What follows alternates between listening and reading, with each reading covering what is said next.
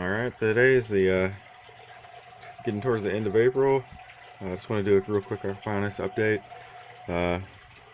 So far, like I ended up getting like 5 harvests off the lettuce. Those heads are all gone now, but everything else is starting to fill in. Planted some jalapenos. Kale's looking pretty good. It's a long season plant. This other bed, that harvest I transplanted, or that lettuce I transplanted, is it basically just sat there, didn't really grow, and then eventually bolted.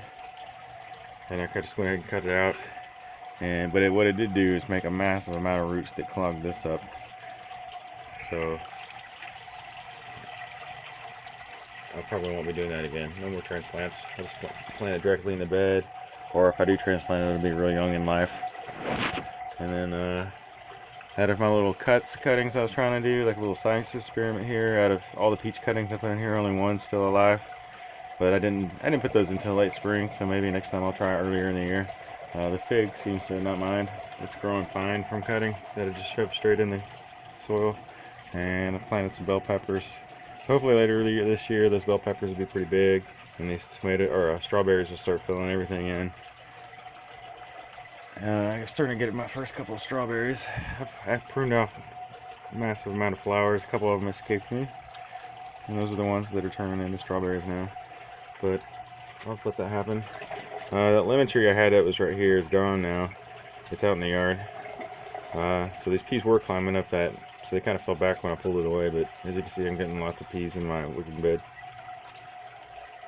And the system's doing pretty good. In the understory, there's a bunch of carrots and stuff, and they seem to be doing fine when I dig around through there. Probably getting those big things of peas like once a day. I'll come out here and harvest. My tomatoes have been doing pretty well. They've grown quite a bit. I'm already starting to get my first tomatoes. But I figured I'd make this video because I'm about to do some surgery on the system.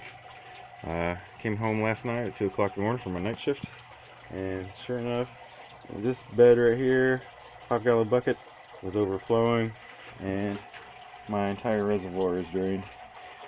So I discovered yesterday my wife's been overfeeding the fish, so it's clogged it up. I actually took apart the pipes already, as you can see, and drained the buckets. And there's no roots coming out of the pipes yet, but when I feel up in there, I can tell there are roots going into it. So the combination of the extra fish food and the roots these tomato plants have already made has clogged up those pipes that I drilled 1,000 holes into. So it's not draining anymore, or at least on this side. So I'm going to have to pull these buckets out, probably shock the plants, and I need to put it back together in a way that I can actually reach down and pull out excessive roots without having to take all this apart. So it's a good thing I'm doing this on small scale first and not big. And also, she just drained my rain barrels all the way on everything in the yard, so I don't have any water to fill the system back up with. But we should get rain today, actually, so that'll be alright. Hopefully, if we get it. Otherwise, I'll be in a tight spot. And I also put a hard line into the system now. That clear line that I put in originally was already filled up with algae and messing with the water flow. This right here is literally just the T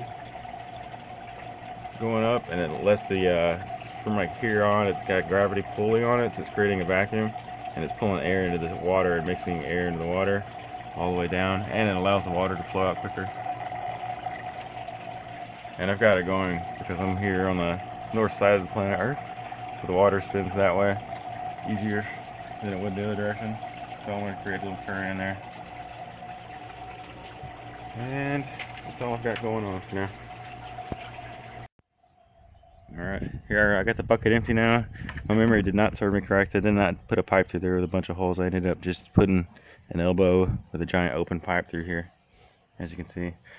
This right here is actually covering it, and then I had poured gravel on top of that, and it was still clogged up. Here's the actual midway through the aftermath. The thyme plant was actually doing extremely well, flowering out already. As you can see, the whole top layer where the gravel was, all the gravel still held together because all the roots from all the plants. And then as the roots went down to the bottom, it gets thinner. But inside that little elbow fitting, I found this this plug of roots right here. Like, it was literally like that right there, and it ended right at the joint.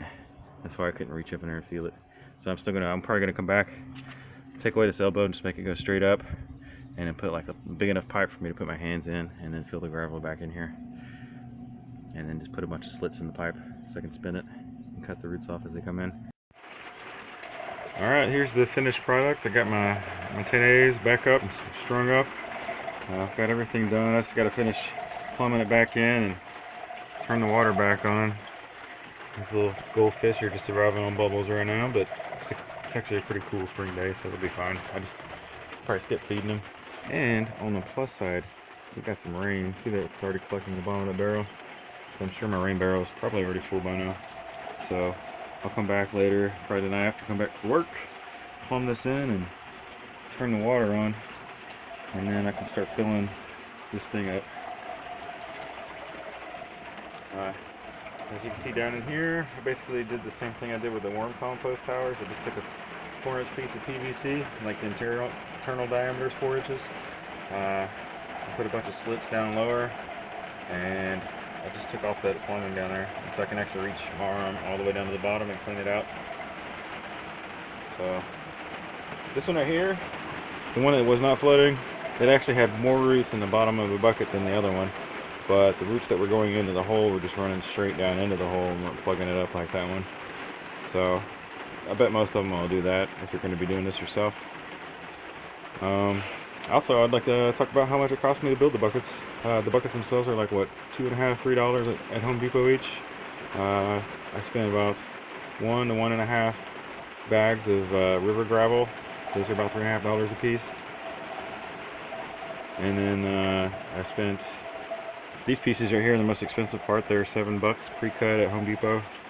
And then when I got home, I cut them a little bit shorter. If you're doing it in bulk, I'd buy the whole piece though. If you're gonna do a bunch of these, way cheaper.